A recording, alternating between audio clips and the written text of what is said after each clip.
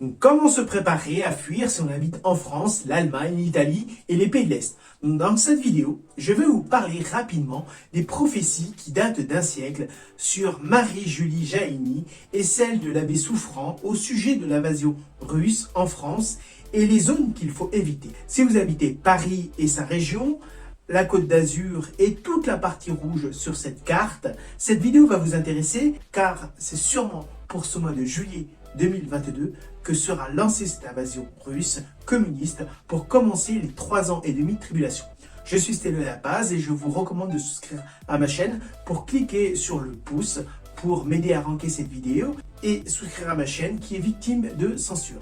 Merci pour votre donation et en scannant le QR code que vous voyez ici, ou sur le lien PayPal en bas. En échange, je vous offre mon e-book sur la conspiration de la pandémie planifiée par nos élites et comment survivre lors de cette apocalypse. Donc là, ce document sur cette thématique-là va vous intéresser. Générique.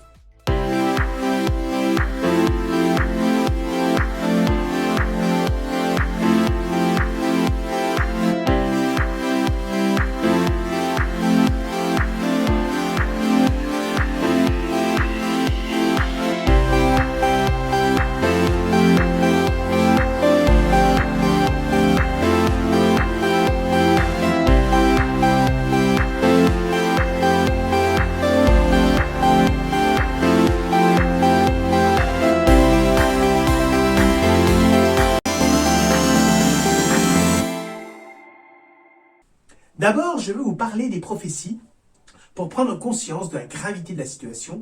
Et ensuite, je vous explique dans une seconde partie comment vous préparer. Donc, selon les prophéties de Marie-Julie Jaïni et de l'abbé Souffrant, cette invasion durerait entre 30 et 40 jours en France avant de s'épuiser près de la Bretagne.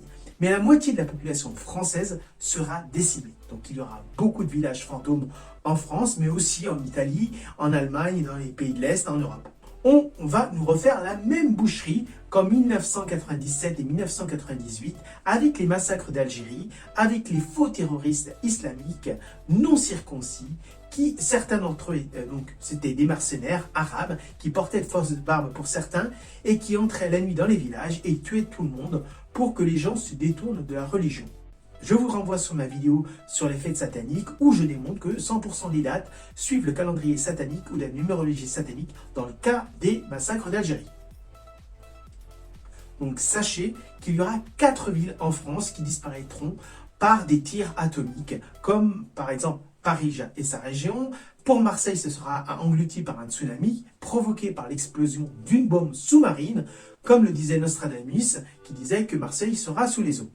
Donc dans mon livre également, je vous explique que le tsunami du Japon du 11 mars 2011 n'était pas le fruit du hasard, mais serait fait par une série d'explosions au niveau de la plaque tectonique pour provoquer un tsunami dévastateur. Et je pense que pour la France, l'Italie et l'Espagne, on va sentir les effets de ce tsunami.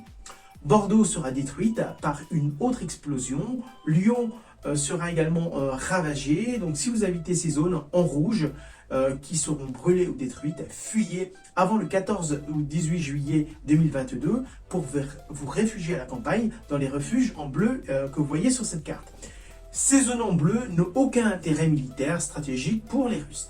Donc le mystique allemand Alois Hellmeyer prédit le déclenchement que cette invasion russe lors de la Révolution en France, en Italie et en Angleterre, qui viendrait comme un éclair en Europe suite à l'assassinat d'un chef d'État dans les Balkans. Donc les Balkans, ça peut être la Roumanie, la Serbie, la Macédoine, le Kosovo, la Croatie, l'Albanie, la Bulgarie et le Monténégro, qui déclencherait la colère de Poutine. Donc à cette époque-là, on ne connaissait pas le nom de Poutine, puis sa décision d'attaquer subitement et simultanément l'Europe et les bases de l'OTAN pour être bombardée en Europe en quelques minutes seulement, sans aucune déclaration de guerre, laissant l'Europe sans défense. Donc selon lui, cette invasion ultra rapide débuterait en juillet. Moi, je pense que cette année 2022, durant ces fêtes sataniques, entre le 20 et le 28 juillet 2022, c'est là où ils attaqueront. Car nous sommes en année numérologie 6, le numéro de la bête, et la Russie est déjà en guerre. Les Russes attaqueraient la nuit pour augmenter l'effet de surprise. En quelques jours, les blindés russes seraient en Allemagne, aux portes de la France, créant la panique totale parmi la population en Europe. Et cette histoire me rappelle la Première et la Deuxième Guerre mondiale. Donc lors de cette invasion, les défenses de l'OTAN seront neutralisées et tout ira très vite. C'est pour cela que je vous explique comment faire pour vous préparer et fuir. Donc on se retrouve de l'autre côté de la caméra. Bon, là je vais vous expliquer dans cette deuxième partie donc comment vous préparer à fuir si on habite par exemple la France. Mais c'est la même chose si vous habitez en Pologne, en Hongrie, en Allemagne, en Italie, en Suisse. C'est la même chose de ce qu'on va suivre. Mais là, on va se concentrer sur la carte de Marian Jaïni. Vous allez rapidement comprendre lorsque la Russie, là, qui pour l'instant est sur la partie du Donbass, sur cette partie-là, lorsque la Russie va commencer à traverser l'Ukraine ou la Moldavie, elle va passer donc par les pays baltiques, ou soit par la Slovaquie pour faire un trou sur la Autriche et pour arriver par la Suisse et rentrer en France. Ensuite, il va y avoir une autre partie, c'est-à-dire qui va se rediriger sur l'Italie pour tuer le Vatican, le pape et toute l'Église. Ensuite, vous aurez par ici, j'imagine, parce que pour que ça fasse de très gros dégâts, il faut que les vagues soient d'un certain endroit pour que ça puisse inonder Marseille.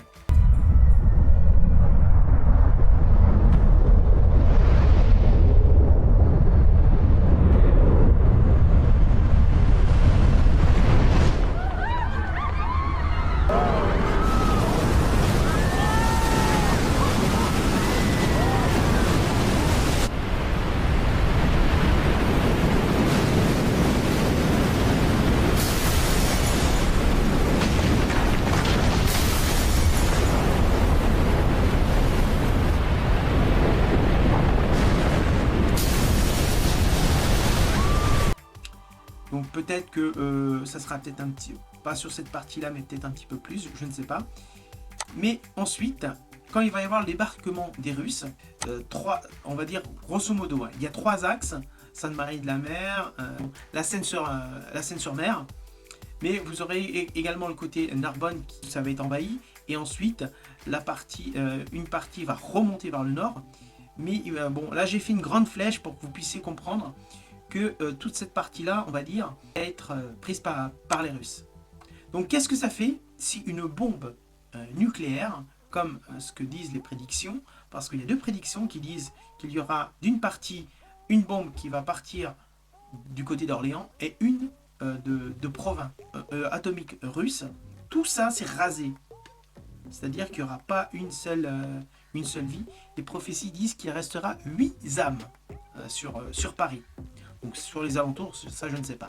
Ensuite, vous avez l'autre rayon où vous avez, il n'y aura plus de vie également, mais il restera encore des décombres, etc.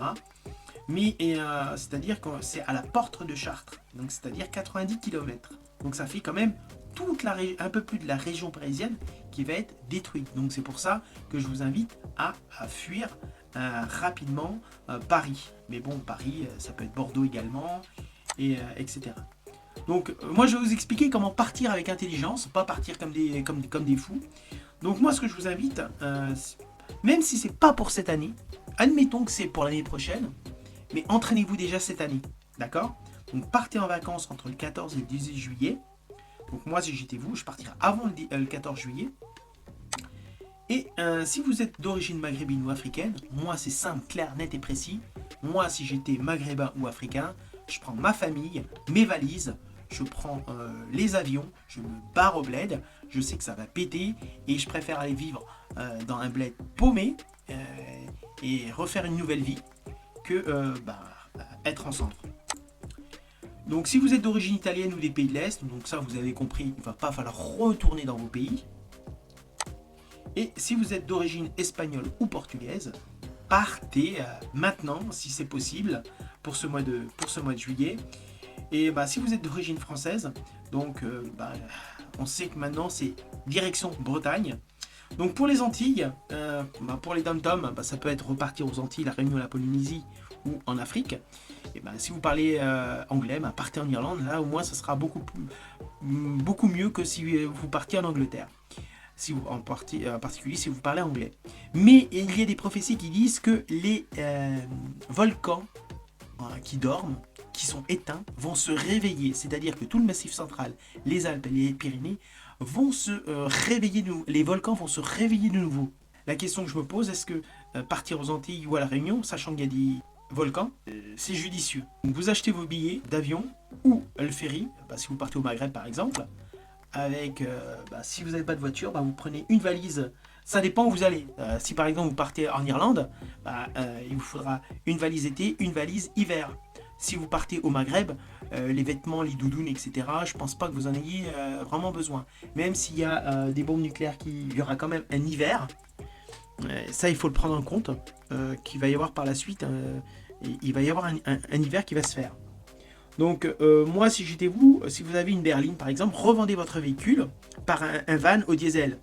Et ensuite, vous voulez installer une pompe à injection pour relier à l'huile de friture en voiture. Pourquoi à l'huile de friture?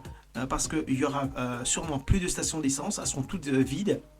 Il n'y aura plus de combustible. Donc la seule solution, ça sera avec de l'huile de friture. Donc cette huile-là, vous l'aurez utilisée pour faire vos frites ou je ne sais quoi. Vous la réutilisez, vous la filtrez avec des filtres de différents grammages.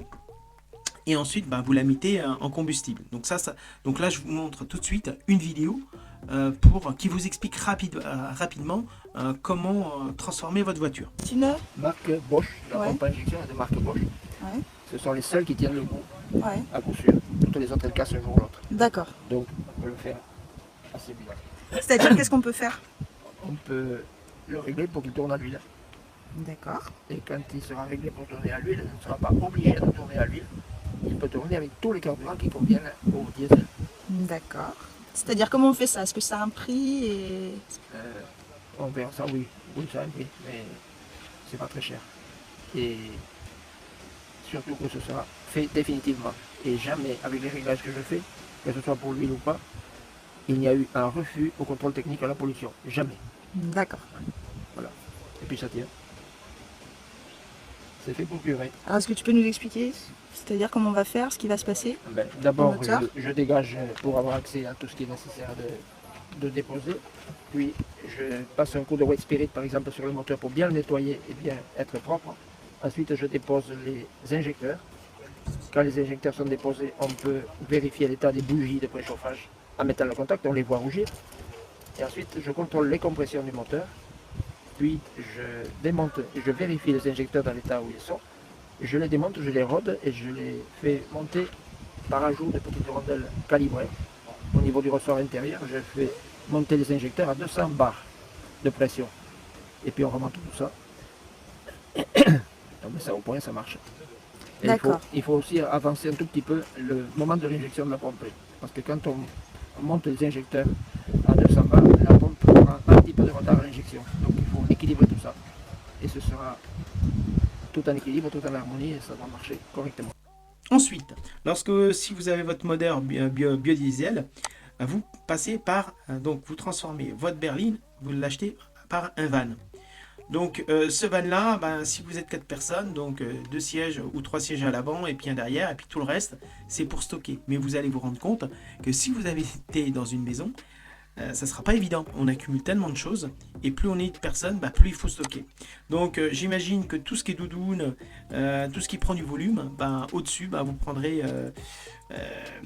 cette option-là pour ranger, on va dire, vos vêtements, des choses qui ne sont pas si importantes. Et si vous pouvez, si vous avez de l'argent, vous achetez une remorque qui est toujours pratique.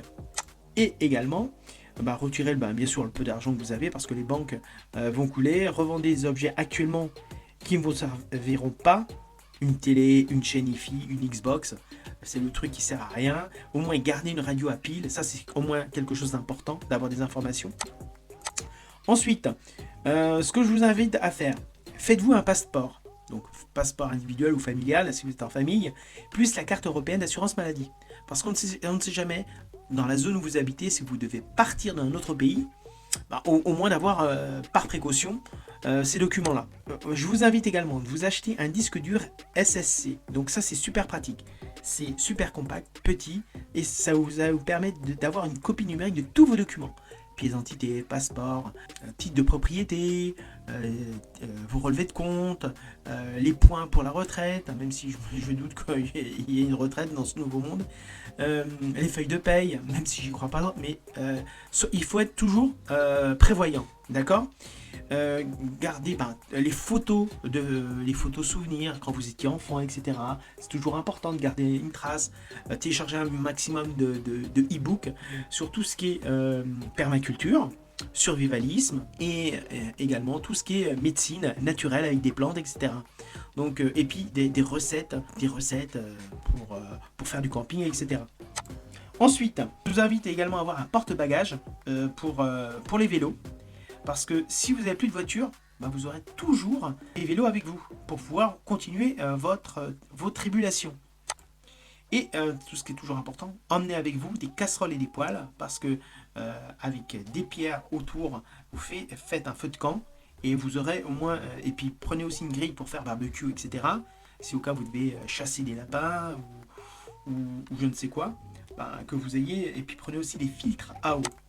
Vous rendez compte que juste une berline, donc vous vous rendez compte que c'est vite plein et on n'a rien du tout dans une voiture. Voilà, donc prenez en considération tout ce que je vous donne comme information. Donc à part l'eau, bien sûr une trousse de secours c'est toujours important, un jerrycan, une couverture c'est toujours important, des barres céréales c'est important. Prenez aussi des soupes déshydratées, quelques pâtes, etc. Des choses qui puissent se mélanger avec de l'eau. Et prenez une carte, donc une carte nationale, mais aussi des cartes régionales, du côté Bretagne, de Normandie, que ce soit du côté de La Rochelle, etc. Voilà. Donc ça c'est des infos importantes. Après vous allez me dire ouais mais je sais pas où aller. Donc effectivement on fuit mais pour aller où on ne sait pas où. Mais ensuite comment je vais pouvoir il me faut un toit. Donc je vous invite à acheter ce genre de grande tente familiale où vous pouvez avoir à l'intérieur la lumière et aussi un truc pour tuer les moustiques également. Une table de style table pique-nique parce que vous verrez ça vous sera super utile et, bien sûr avec des sacs de couchage. Et si vous avez un camping-car, là c'est beaucoup plus pratique. Donc là vous avez quand même un peu plus de confort. Donc c'est-à-dire vous pouvez partir la femme avec la berline et le monsieur avec le camping-car par exemple. Et au-dessus vous pouvez avoir des jerrycans pour continuer à être autonome on va dire. Ensuite pour ces vacances intelligentes, le motif pour prendre vos vacances avant le 14 juillet. Donc soit vous prévenez, la technique, vous prévenez que vous avez le mariage d'un ami et que vous êtes le témoin de mariage par exemple. Ou soit vous ne prévenez pas et vous avez l'excuse facile, vous avez le Covid-19. Donc vous trouvez un médecin complaisant qui vous dit vous avez le Covid-19.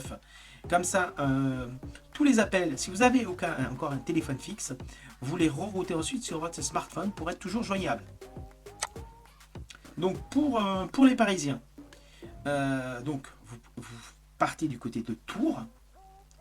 Et ensuite, il y a deux possibilités. Donc pour les Espagnols, Portugais et Maghrébins, de pouvoir partir par Bordeaux, sachant que Bordeaux il sera rasé. Donc c'est-à-dire, si vous pouvez passer avant que Bordeaux soit rayé de la carte, passer par le Pays Basque pour rentrer en Espagne.